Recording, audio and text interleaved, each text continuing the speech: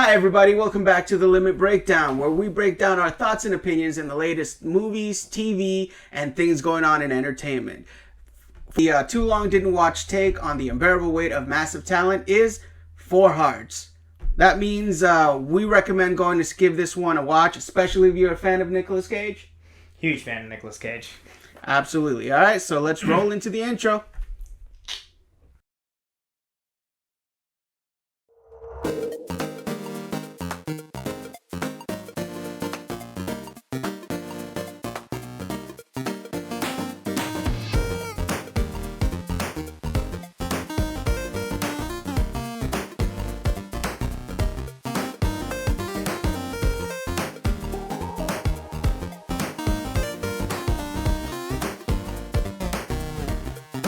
Hey guys, welcome back. Today we're going to review The Unbearable Weight of Massive Talent, with starring Nikolas Cage. Now in this movie, Nikolas Cage, the actor, is unfulfilled in his life and he's facing some financial ruin. And so as a last resort, he accepts this $1 million job where he just has to attend a birthday party for a wealthy person. Unbeknownst to him, he gets recruited by the CIA on a weird, odd mission. And now he has to save his family by becoming his iconic movie counterparts or roles that he has played to save his family and his loved ones. Looking at this film, if somebody had given me a script of this movie and redacted Nikolas Cage's name, they're like, guess who the actor is going to be in this movie? There's only a handful of actors that I can think of that could play such a movie. Nikolas Cage being one. Tom Cruise being the other. That was going to be my and Matt Damon. Matt Damon would have been the other one. Ben Affleck probably too. I don't think so. I was thinking more lines of either Brad Pitt or like Leo DiCaprio. Brad Pitt would have been good, but this movie is the most Nikolas Cage movie I've ever Nikolas Caged in my life. It is so Nikolas Cage. It's so perfect. And the reason I gave it a four hearts is because this movie is not very thoughtful. It's not very intuitive. It's just, you can just turn your brain off and just laugh and have an entertaining time watching this movie. That's why I loved it. So let's preface by saying that I think if you are going to go see this movie, I think it's a prerequisite to be a Nikolas Cage fan. Yeah. I don't think that if you aren't a fan of his that you're going to go see this movie given the premise.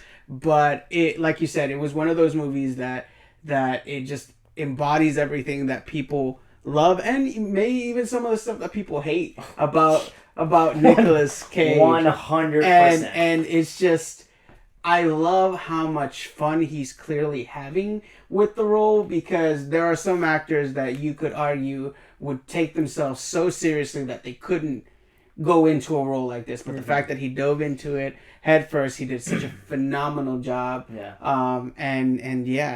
And I think it's safe to say that Nikolas Cage is back. Not that he went anywhere. Not that he went anywhere. Yeah, I agree. I think it's so good from a Nikolas Cage perspective. It has funny moments. It's like it has serious moments that are covered by funny moments. There's an actual plot line per se. They go off of it. It's just it's very well executed for the type of movie that it was.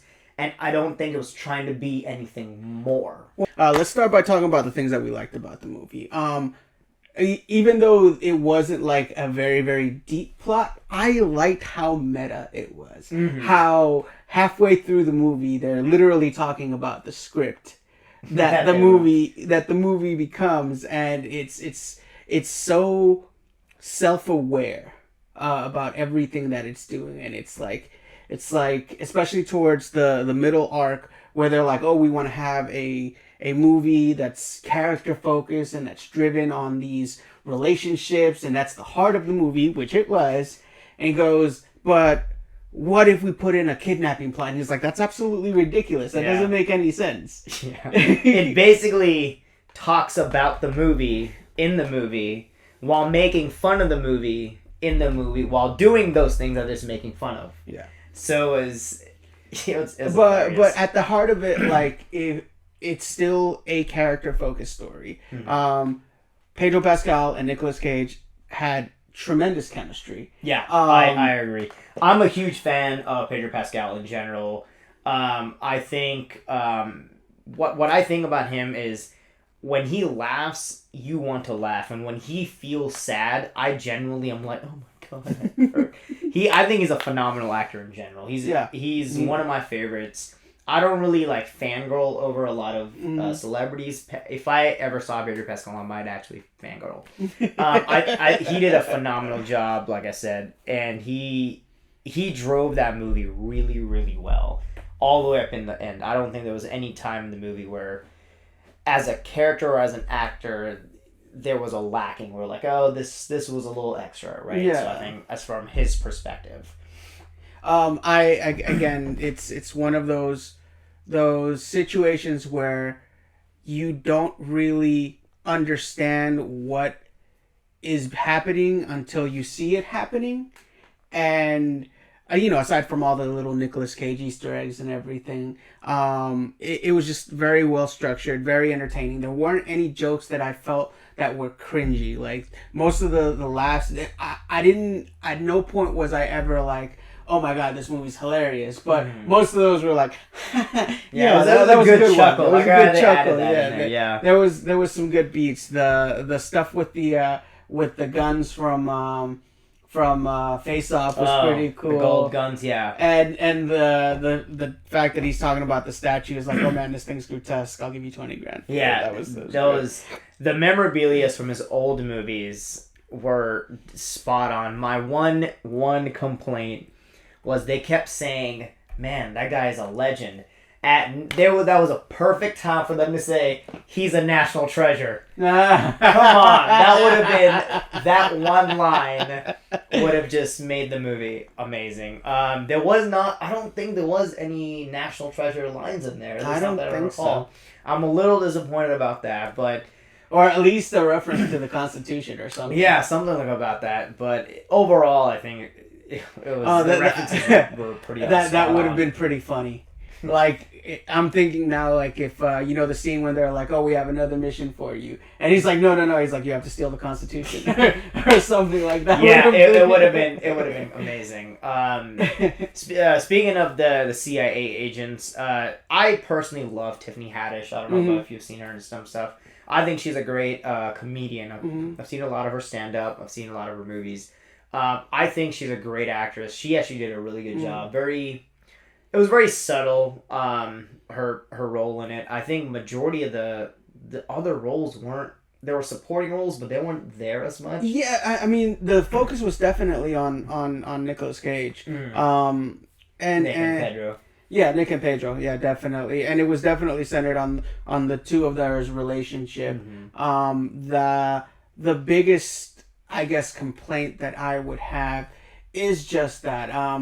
I kind of hated that they backtracked on Pedro Pascal being the primary antagonist. They made it that his cousin was the actual drug lord, and he was just part of the family, but he wasn't the face. He was the face. So I think it would have been a little bit more compelling from a story wise if he actually was. Really? I think they actually did it because during the scene at the very end where the climax happens and Pedro flies in, Javi flies in Nikolas' family in, and then Javi finds out from his cousin that he's a CIA agent, and he's like, no, I didn't know.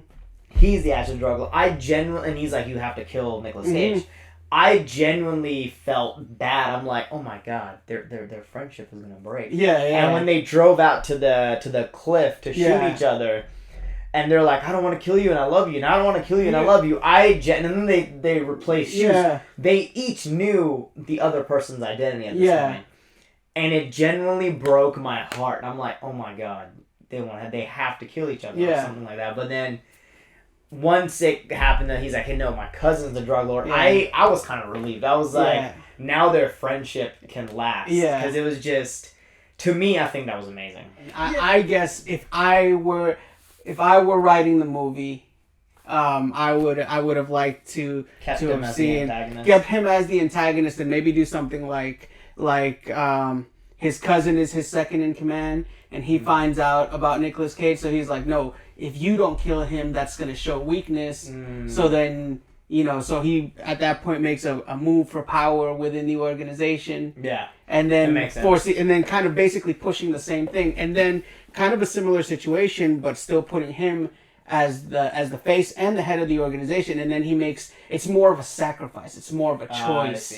I see.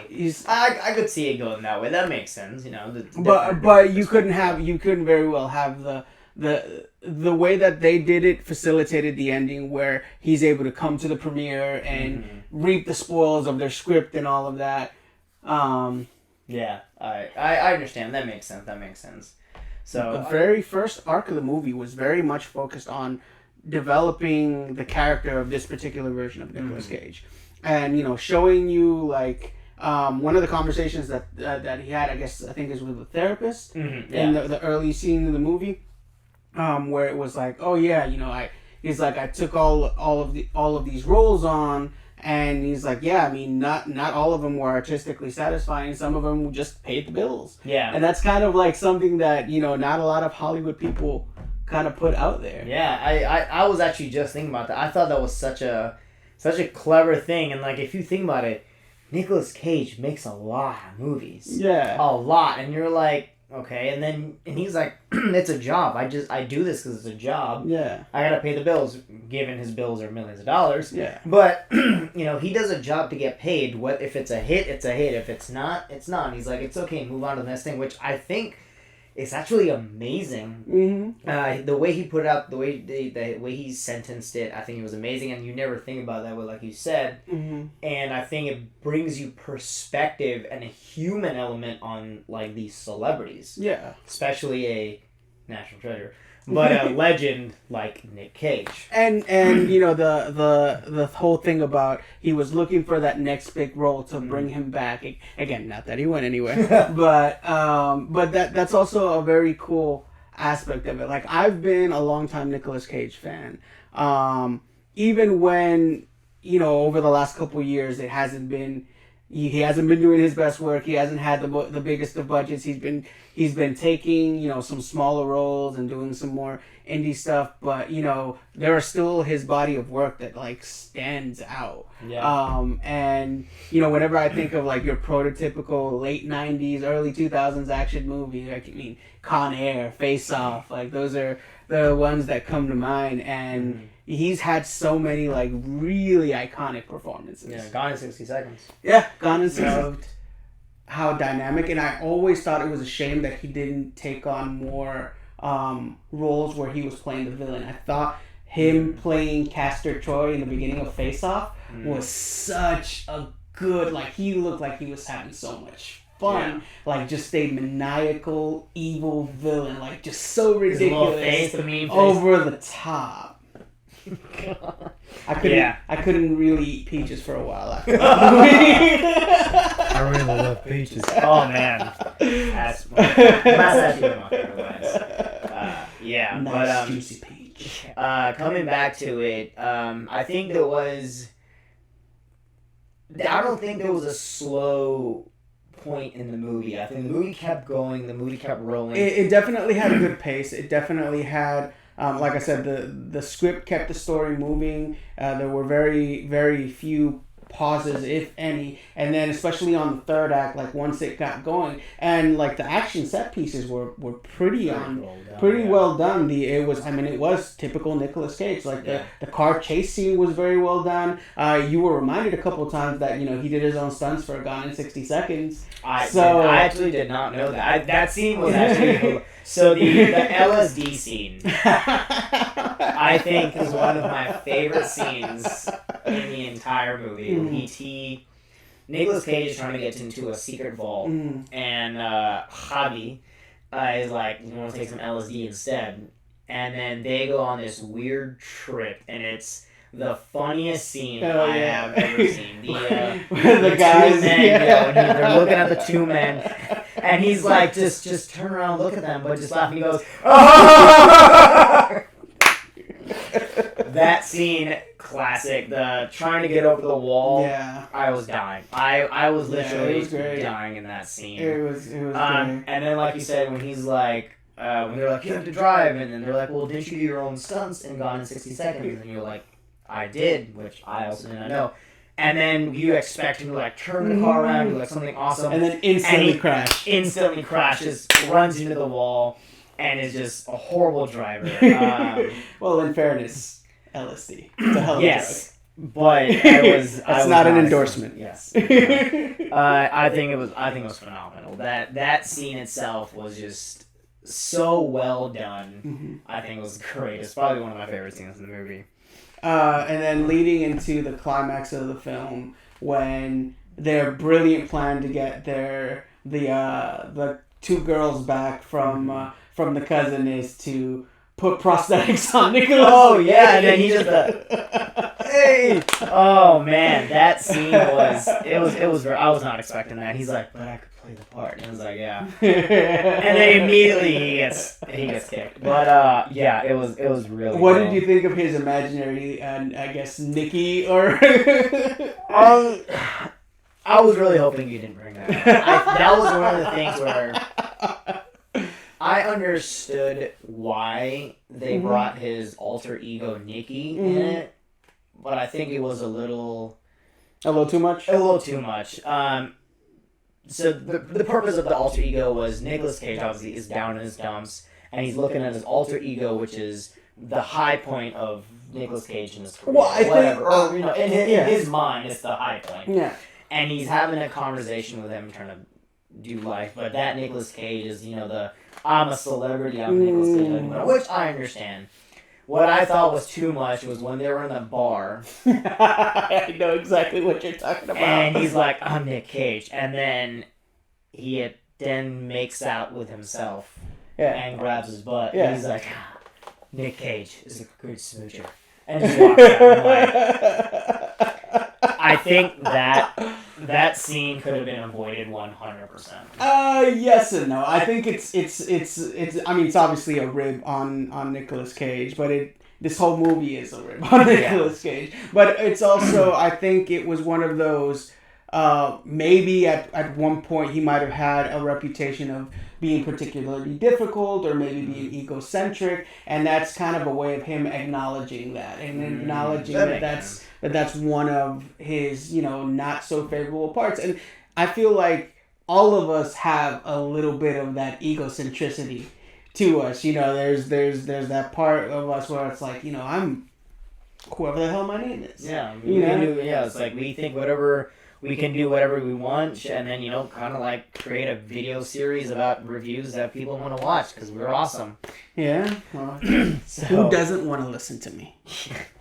But yeah, I think it was a little extra. I did like how there's a redemption of that at the end of the movie. He had like a inner dialogue with his Nicky self, and he's like, no, I am going to be a hero. As well as closing the movie when he has a sit down with his family. He's like, I'm sorry I wasn't there. I was just trying to show you the things that I like. And his family's like, no, you're trying to mold us into liking you, basically. Yeah.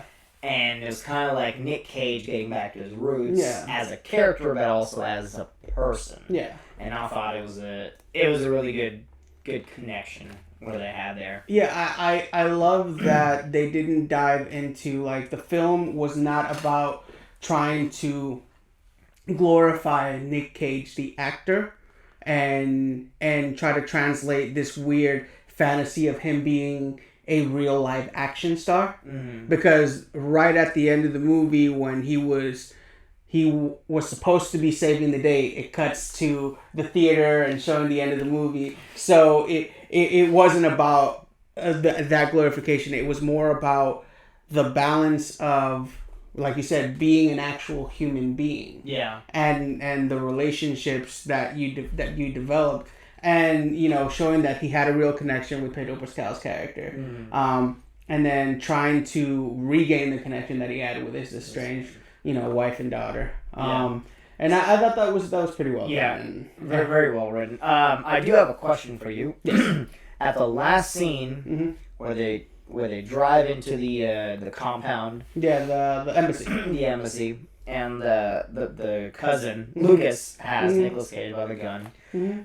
And the girl that got kidnapped gives the knife to his daughter. Mm-hmm.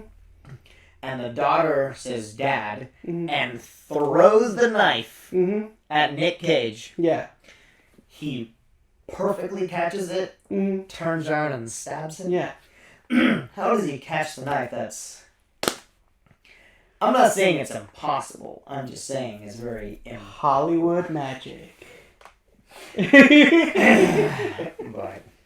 that's the part that you can't believe. That's the part that you have issues with. It's also because he's Nick friggin' wow Cage. Yes. So yeah, but final thoughts. I generally loved the movie. I think it was a very entertaining movie. Not too deep in thought. It has good elements. It's one of those movies you just turn off your brain and enjoy the entertainment as it is. It's an entertaining movie, and because of that, I think it's great. Definitely 4 hearts. Yeah.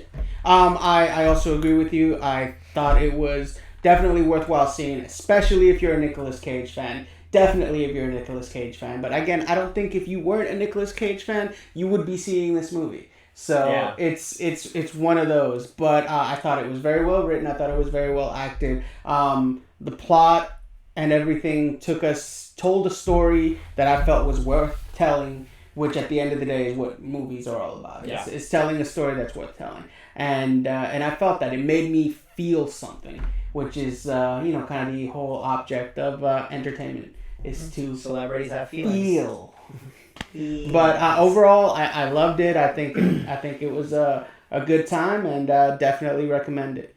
So this is gonna wrap up for us. So thanks a lot for joining us this time, and I guess we'll catch y'all next time. Hi everybody, thanks for tuning into the channel. We have some great reviews coming down the pipeline over the next couple of weeks. And Doctor Strange Multiverse of Madness is right around the corner. Also reminding you, as we gear up towards our 100th subscriber, we're going to be giving away this great Stan Lee Funko Pop collectible. Stay tuned to the channel for more content, and thanks for watching. Bye. If you like our videos, please subscribe and hit the like button.